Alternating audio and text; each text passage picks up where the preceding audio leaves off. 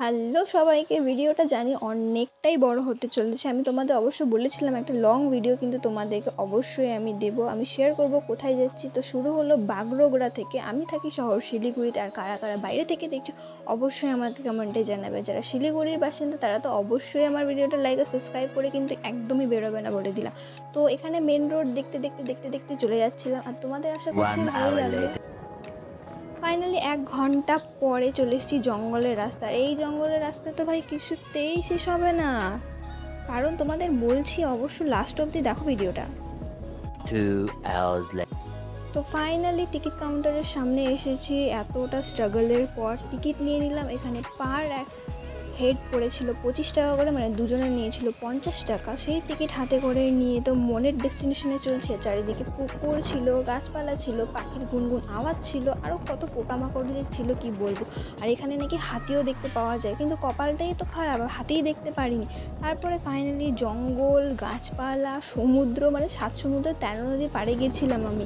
সেখানেই তোমাদের ভিডিওটা আমি অবশ্য শেয়ার করছি। তারপরে ফাইনালি এই যে রাস্তাটা মনটাকে ধক ধক ধক করছে আমার অবশ্য। তারপরে এই ফাইনালি রাস্তা ওই দেখো চলে এসেছি হয়তো, কিন্তু অ্যাকচুয়ালি এখন আসিনি জানো। তারপরে এই যে ফাইনালি আমি এসেছি শহর শিলিগুড়ি থেকে। আমার বাড়ি থেকে 2 ঘন্টা দূরে জঙ্গলি বাবা মন্দির, সেটা অবশ্য আমি ফার্স্ট টাইম দেখছি। আর যারা যারা বাইরে থেকে দেখছো অবশ্যই কমেন্টে জানাবে, মানে শিলিগুড়ির বাইরে থেকে। যারা শিলিগুড়িতে থেকে এখানে গিয়েছো নাকি অবশ্যই সেটা দেখলেও আমাকে জানিও কমেন্টে, ঠিক আছে। এটা হচ্ছে আমার ফার্স্ট ব্লগ ভিডিও, জানি অনেক ভুল ত্রুটি হবে, তার জন্য আগে থেকে ক্ষমা চাইয়ে নিচ্ছি। তো ফাইনালি চলো এবার তাহলে ভিডিওটা দেখা যাক। আর আমি তো খুবই খুশি ছিলাম, আমার মুখটা দেখে বুঝতে পারছো। ফাইনালি মন্দিরের সামনে চলে এসেছি।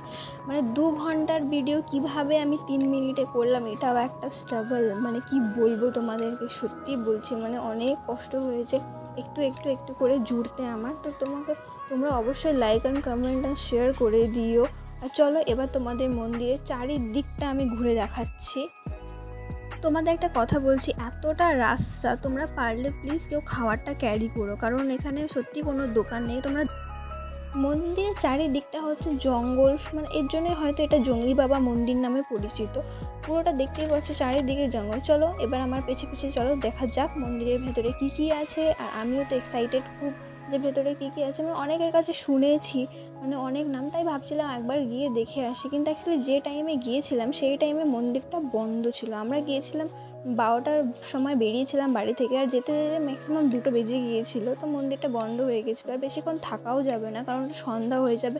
আর রাত্রেবেলা নাকি হাতি বেরোয়। তো চলো, আর এখানে ভিডিও করা অ্যালাউ ছিল না, মানে ভয়ে ভয়ে ভিডিও করেছি। প্লাস দেখো হাতটা কেঁপে গেছে, তার জন্য ভিডিওটা অত ভালোভাবে নিতে পারিনি। কিন্তু তবুও যতটুকু নিয়েছি তোমাদের সাথে অবশ্যই শেয়ার করছি। তো চলো, এই জায়গাটা হচ্ছে মেন, যেখানে ঠাকুর থাকে, পুজো দেওয়া হয়। মানে কিছু কিছু ঠাকুর ছিল, এখানে গণেশ ঠাকুর ছিল, আরও অনেক ঠাকুর ছিল। আর এই সাইডটায় হচ্ছে একটা হনুমানজির মূর্তি ছিল, আর তার ঠিক উল্টো দিকে মানে মন্দির বরাবর ছিল এই যে ঠাকুরটা, শিব ঠাকুরের বাহন। আর এই মন্দিরের পেছনের দিকটাতে ছিল এই যে শিব ঠাকুর দেখা ছিল, আর বান্দর ছিল। আর চারিদিকটা কারেন্টের তার দিয়ে মোড়া ছিল, যাতে বাঘ না আসে। ভিডিও ভালো লাগে লাইক আর সাবস্ক্রাইব করো।